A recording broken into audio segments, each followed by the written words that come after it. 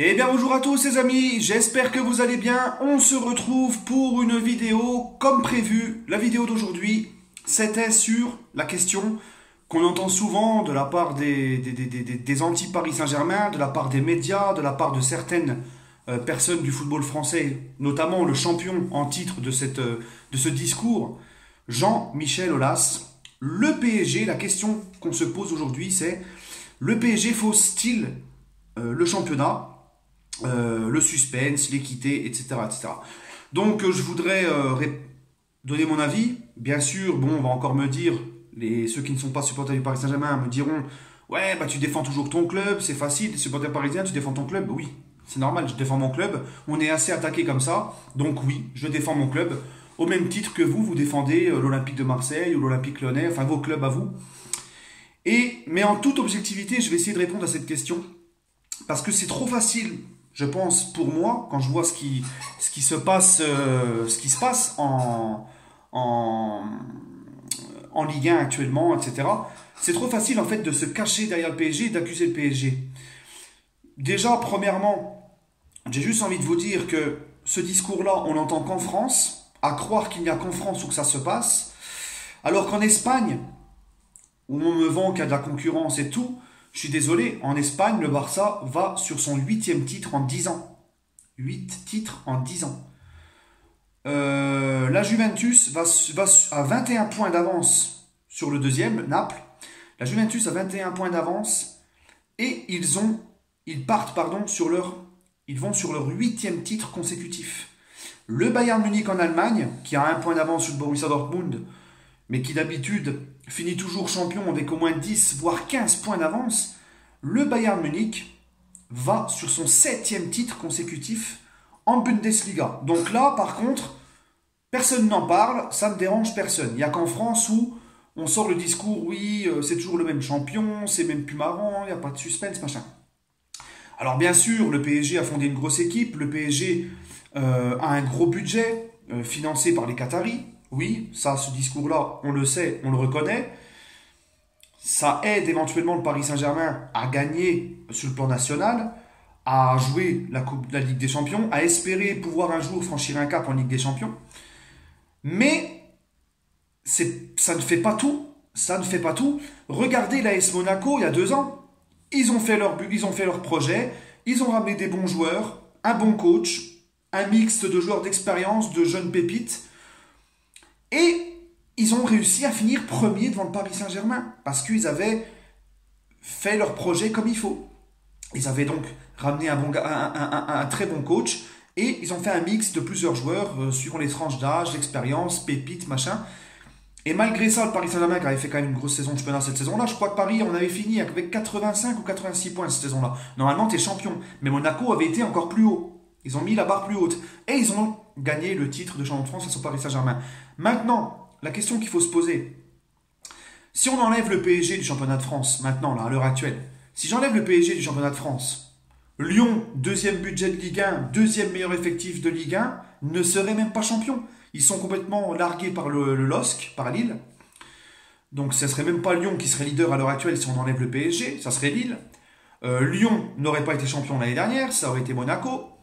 Et l'Olympique de Marseille, qui n'est même pas sur le podium, si on enlève le PSG, Marseille est 4e. Ils sont même pas encore sur le podium. Donc en fait, il faut arrêter de se cacher, de toujours accuser le PSG, parce que ce n'est pas de la faute du Paris Saint-Germain en fait.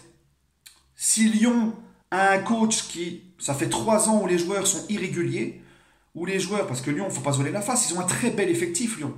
Il y a des joueurs qui ont leur place au PSG à Lyon. Moi, Ferland Mendy, Ndombele, même Aouar, même un mec comme Depay quand il est bon, quand il est régulier, comment on appelle ça, en super sub ou je sais pas quoi là, en joker de luxe, bah moi je le prends Depay. Lopez, je le prends au cage au PSG, il n'y a pas de problème. Il y a beaucoup de joueurs à Lyon qui ont leur place au Paris Saint-Germain. Hein, que ce soit en remplaçant ou même voire titulaire. Et Ndombele, Ferland Mendy, je les mets titulaires au PSG, il n'y a pas de problème. Donc, c'est même pas une question d'effectif. C'est une question que Lyon, ça fait 3 ans qu'ils sont avec un coach. On connaît l'irrégularité de Lyon. C'est comme ça, ils peuvent faire des magnifiques choses et ça redescend. C'est jamais régulier. Marseille, les gars, Marseille, on en parle de Marseille.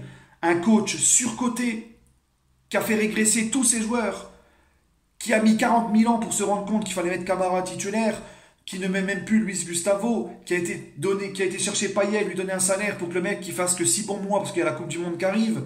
Il te ramène des mecs que lui seul connaît. Il refuse Gelson Martins. Cet été, il a refusé Balotelli aussi. Il n'était pas trop chaud pour l'accueillir. Il a refusé Gelson Martins. Il a refusé Denayer. Pour ramener les mecs que lui connaissait. Hein, les Strootman qui est complètement à la ramasse. Donc je pense qu'avant d'accuser le Paris Saint-Germain, il faudrait déjà que les dirigeants ou les supporters de ces clubs-là se rendent compte des vrais problèmes. C'est pas de la faute au PSG tout ça. C'est pas de la faute au PSG si Marseille n'arrive pas à être ne serait-ce que sur le podium. Ce n'est pas de la faute du Paris Saint-Germain si Lyon ne serait même pas encore à l'heure actuelle champion. Si Lyon perd face à Dijon à domicile. Si Lyon est incapable de faire la différence face aux petites équipes. Donc je pense que c'est trop facile en fait d'accuser le Paris Saint-Germain. Alors oui, le Paris Saint-Germain avec son budget, tout ça, se donne une grande chance de gagner le titre. Mais dire qu'il faut ce suspense, il faut s'équiter, c'est pas vrai. C'est pas vrai les gars, parce que les objectifs de ces clubs-là qui accusent le PSG, si on enlève le PSG de la Ligue 1 à l'heure actuelle, je vous l'ai dit, leur objectif n'est même pas rempli. Lyon n'a même pas pu aller en finale de Coupe de France les gars. Ils n'ont aucun trophée. Marseille, c'est pareil, et Marseille n'arrive même pas à être sur le podium. Donc c'est trop facile pour moi d'accuser. Regardez Monaco, c'est de la faute au PSG si Monaco a vendu tous ses meilleurs joueurs pour racheter que des petites pépites, que des paris, de ne pas réinvestir son argent sur des joueurs de qualité. Il a fallu attendre la trêve hivernale que Monaco soit relégable au fond du gouffre avant-dernier de Ligue 1 pour qu'ils se remettent à investir leur argent qu'ils ont reçu en vendant leurs meilleurs joueurs pour racheter des meilleurs joueurs. Hein? Donc ça, c'est pas la faute du Paris Saint-Germain non plus. Donc il serait temps que les mecs se regardent tous dans le miroir, regardent tous ce qu'il y a devant leur porte avant d'aller voir celle du PSG. Parce qu'il y a du boulot, les gars. Il y a du boulot. Si on veut une meilleure Ligue 1, c'est pas de la faute du Paris Saint-Germain, c'est de la faute en premier de ces clubs-là. C'est pas de la faute au PSG si Monaco a fait de la merde. Pourtant, ils avaient fait une magnifique saison. C'est pas de la faute au PSG si Lyon, Marseille sont pas là où ils devraient être. Et regardez le LOSC. Bah regardez le LOSC. Ils font pas de bruit, ils sont discrets, ils ont un bon investisseur qui est venu, mais avec un budget moins fort que celui de Marseille et de Lyon.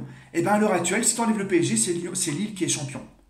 Prenez des clubs comme Reims qui a été en Ligue 2 encore l'année dernière, qui va peut-être être européen. Strasbourg qui vient de CFA2, qui ont tout remonté les échelons, qui ont gagné la Coupe de la Ligue et qui joue maintenant actuellement pour être qualifié pour la 6e place. Bon.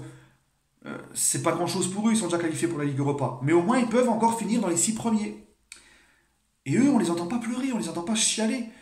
Donc les grands clubs qui viennent te dire tout le temps, ou les présidents comme Olas, oui, machin, c'est le PSG, c'est le Qatar, blablabla, bla, fermez-la, travaillez, faites votre projet, essayez de voir ce qui va pas, et essayez, pourquoi pas, de faire comme Monaco il y a 2 ans. Voilà les gars, tout simplement. Voilà. Donc c'était ma réponse à cette question. Donnez-moi votre avis par commentaire et on se retrouvera demain pour une autre vidéo spéciale. Merci les amis.